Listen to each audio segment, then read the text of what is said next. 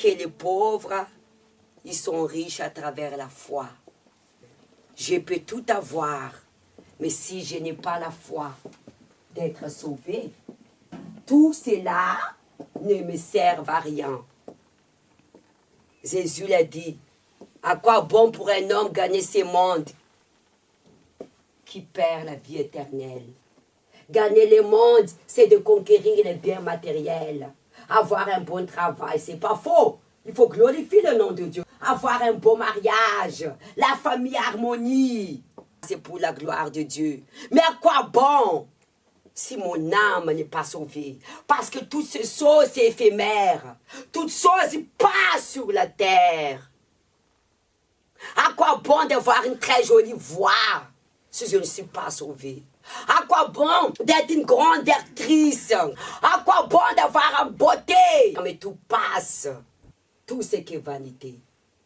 Tout passe, Jésus l'a dit. Ma parole ne passera jamais. La parole, c'est Dieu. Dieu est éternel. Parce que la Bible dit, la parole est Dieu, et Dieu est en la parole, et la parole est en Dieu. Le monde est créé par la parole. Vous voyez la puissance de la parole. Je n'ai pas besoin d'aller voir marabout pour détruire la vie de ma soeur. Une parole, je vais lui dire, tu ne vas jamais avancer dans ta vie. Et Satan a entendu cette parole, il va travailler avec cette parole. Le pouvoir de la parole. Le monde était créé par la parole. Le Seigneur dit, la terre et ciel passeront, mais ma parole ne passera jamais. C'est-à-dire à moi, je ne passerai jamais. Toutes choses que Dieu a créées passent. Mais une chose que Dieu a créée qui ne passera pas, c'est l'âme. L'âme, c'est l'éternel. Tout se termine. Même le corps que nous avons, ça vieillit. Aujourd'hui, les gens ils vont aller voir un chirurgien pour enlever les rides ou faire les botox. Tout passe.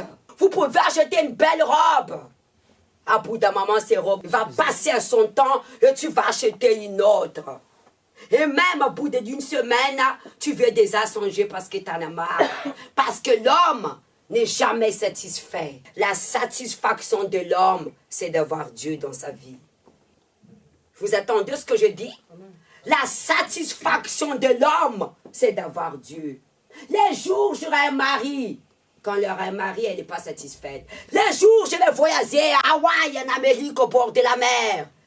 Les jours, on ne sera jamais satisfait.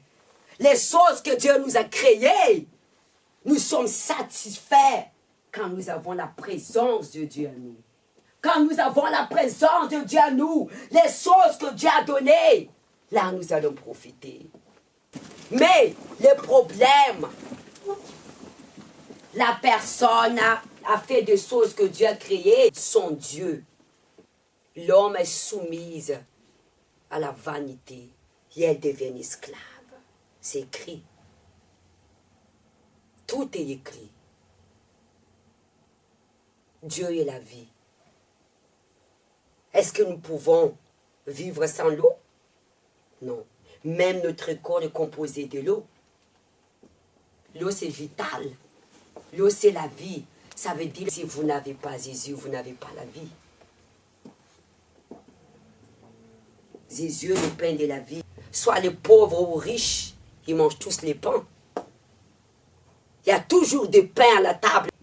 Soit le pauvre et riche a besoin de Jésus. Tout le monde peut manger du pain. Combien le pain coûte? 1 euro. C'est-à-dire tout le monde, il peut bénéficier de la vie éternelle. Satan vous met dans votre tête qu'il faut être pauvre pour hériter la vie éternelle. Pauvre en esprit. Pauvre en esprit, c'est lui qui dépend de Dieu. Mais il ne dépend pas de lui-même. La personne qui s'est fait riche devant Dieu, il est pauvre, misérable. C'est pourquoi il a dit, maudit l'homme qui confie à l'homme dans le sens, maudit l'homme qui confie à sa capacité. Quand Jésus est venu sur la terre, on a demandé, qui t'a enseigné? Parce que son doctrine frappait. Qui l'a enseigné? C'est Dieu. Vous devrez dépendre que de Dieu pour réussir dans la vie. L'homme peut tout créer, mais l'homme ne peut pas créer l'homme. C'est vrai, c'est faux. L'homme peut tout créer, mais l'homme ne peut pas créer souffle de vie. Cherche la vie éternelle et toute chose sera donnée par-dessus. Nous souffrons à cause de notre volonté, parce que nous soumettons notre volonté. Jésus est venu pour nous donner la vie en abondance et la vie éternelle. Et pourquoi nous souffrons? Parce que nous ne cherchons pas à faire la volonté de Dieu. Chercher en premier la grâce du salut. Jésus est venu sur la terre en premier pour nous donner la vie éternelle. Pas les miracles. Le miracle, c'est la conséquence. Moi, quand je suis venu à Dieu, j'ai cherché la vie éternelle et Dieu m'a tout donné. Tous ceux qui ne cherchent pas la vie éternelle, il aura la justice de Jésus. Jésus n'avait pas de péché. Il s'est dépouillé pour nous accorder la vie éternelle et vous ne valorisez pas. Vous tombez dans la justice de Dieu. Parce que Dieu le Père a tout donné l'autorité à Jésus pour ses grands jugements. Dieu a tout donné l'autorité à Jésus. C'est Jésus qui va juger le monde parce que lui, il est digne.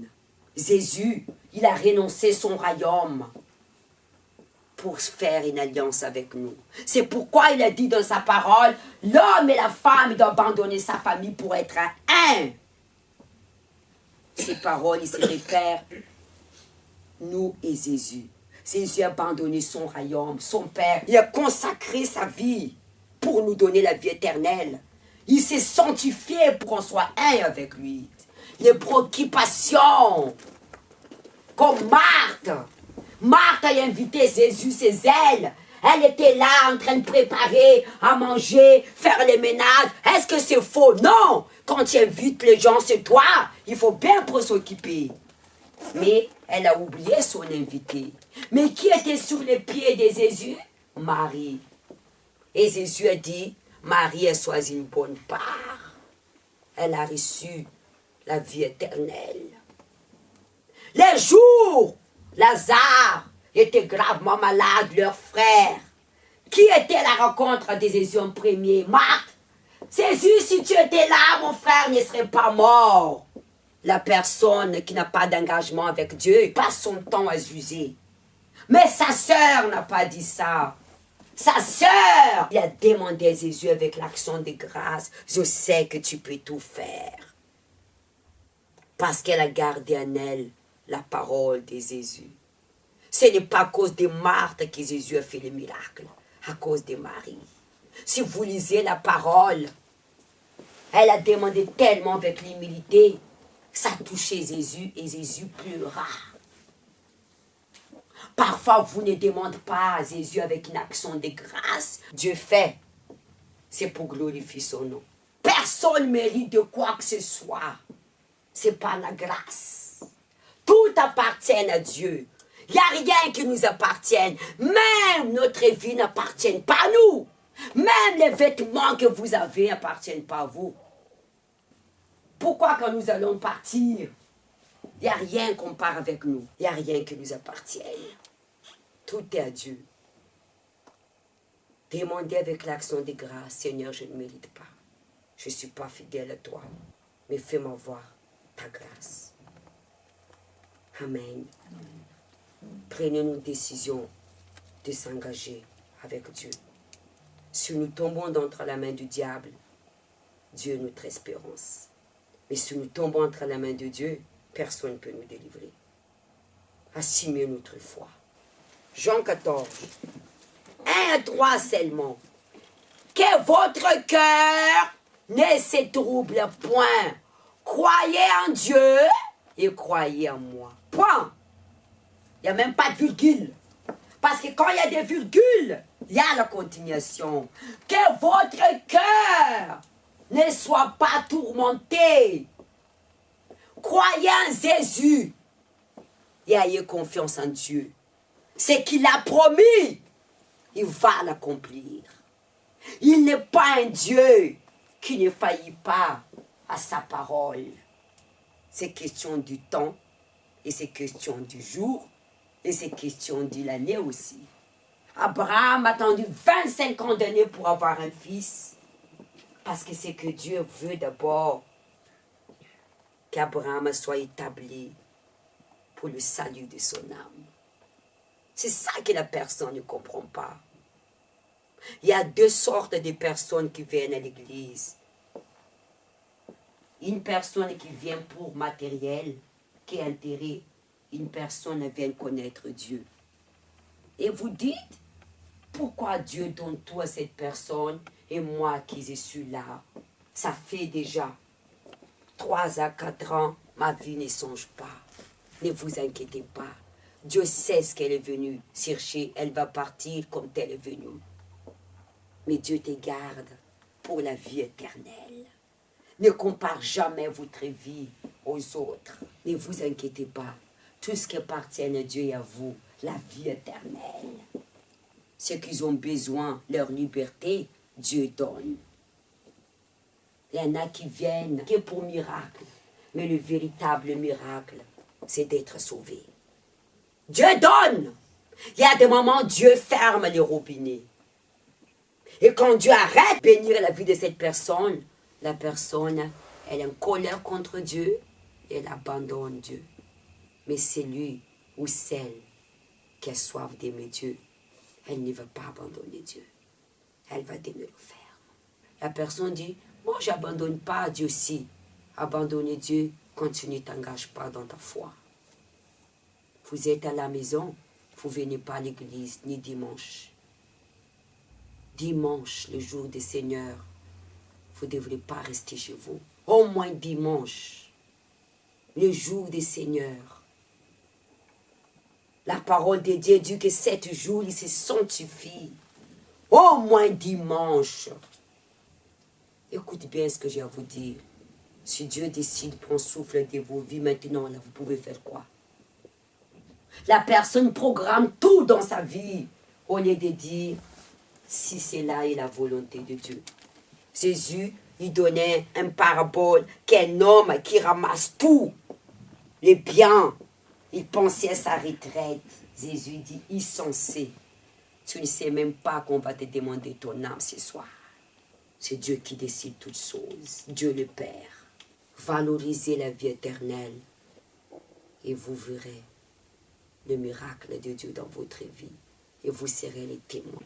Cherchez d'abord mon royaume, ma justice, et toute chose sera donnée par-dessus.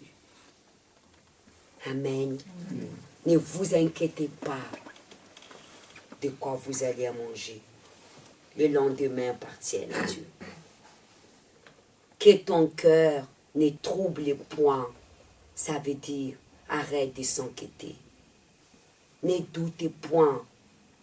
Remets ces problèmes entre la main de Dieu. Sois en paix. Jésus veille sur vous. Ne t'inquiète pas pour ta vie sentimentale. Pourquoi tu es pressé d'être marié? Pour enlever la paix que Dieu t'a donnée. Sois patience. Sois patience. Tu vas te marier le temps de Dieu. Ne précipite pas les choses. Parce que quand la personne précipite les temps, vous pouvez accrocher les temps à travers votre foi. Mais ça ne sera pas une bénédiction. Ça sera une grande malédiction. Adam et Ève étaient cherchés dans les jardins d'Éden parce qu'ils n'ont pas voulu attendre les temps de Dieu. Ils ont désobéi. Ils ont mangé l'arbre de la connaissance. Ils se sont connus. Ils étaient cherchés dans les jardins d'Éden. Jardin d'Éden, c'est l'Église. Si nous vivons dans les péchés, nous serons sachés aussi de la présence de Dieu. C'est les pasteurs qui vous sassent, non. C'est Dieu lui-même, à travers sa parole. La parole de Dieu est double et tranchante. Il vient pour nous consoler, il vient aussi pour étrancher. Confiez votre vie sentimentale entre la main de Dieu pour ne pas perdre la grâce du salut. Il y a plusieurs demeures dans la maison de mon Père. Si cela n'était pas, je vous l'aurais dit. Jésus vous parle de la vérité qu'il n'y a pas que nous. Il y en a plusieurs demeures. Qu'est-ce que ça veut dire? Il y en a plusieurs demeures. Ça veut dire, il n'y a pas que toi que Dieu a fait sa demeure. Il y en a plusieurs demeures.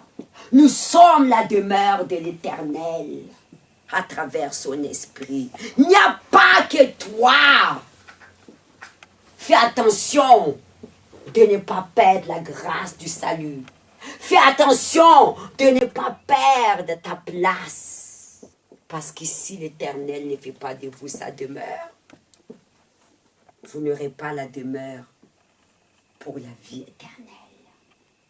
Quand Satan fait de la personne sa demeure, la personne aura la demeure de l'enfer. Regarde ensuite. Si ce n'était pas, je vous l'aurais dit, je vais vous préparer une place. Nous avons tous une demeure au paradis. Le Seigneur Jésus dit, je m'en vais. Jésus est parti depuis 2023 d'années. Pour ça qu'on doit fêter les Pâques, c'est le jour de la résurrection. Il s'est ressuscité troisième jour, il est monté vers le Père. Et le message, fait des nations de mes disciples, de mon témoin, témoin de la vie éternelle. Amen. Il est parti pour préparer des demeures de chacun de nous. Ne laisse pas les autres va prendre ta place. Parce que si tu perds la grâce du salut, quelqu'un d'autre va prendre ta place. C'est-à-dire, la demeure où Dieu a préparé pour toi, si tu ne valorises pas ton salut, quelqu'un va prendre ta place. C'est pourquoi il a bien dit, il y en a plusieurs demeures. Tu n'es pas la seule. Lorsque je me serai allé, je vous aurai préparé une place et je reviendrai et je vous prendrai avec moi, afin que là où je suis, vous soyez aussi. On arrête ici. Jésus est parti préparer une place. Mais c'est à nous d'envoyer les matériels des bonnes œuvres. Cette maison a été bâtie comment? Avec matériel. Les architectes, ils savent bien comment il faut faire. C'est à nous d'envoyer les matériels, d'abandonner les mensonges, l'hypocrisie, la jalousie, l'infidélité, la prostitution, la colère, la haine. La personne ne pardonne pas son prochain. De prendre une décision de s'engager avec Jésus pour qu'on soit établi dans la foi. C'est pourquoi elle dit ta parole soit oui, oui, soit non, non. Soit tu crois, soit tu ne crois pas. Quelqu'un qui ne s'engage pas avec Jésus ne croit pas à la vie éternelle. Soit tu décides de m'aimer, soit tu ne décides pas. Dans notre Dieu n'a pas de mensonges, que de vérité. La véritable amour, c'est la vérité. Quelqu'un qui a un véritable amour, elle est sincère. Ou vous aimez quelqu'un qui parle mal derrière vous. Soyez-nous dans la vérité. Et cette vérité que Jésus nous demande de nous engager avec lui. C'est-à-dire, soit tu le crois, soit tu ne le crois pas. Quelqu'un dit croire à la vie éternelle, ne me décide pas à donner sa vie à Jésus. Vous ne croyez pas à la vie éternelle. Levez-vous.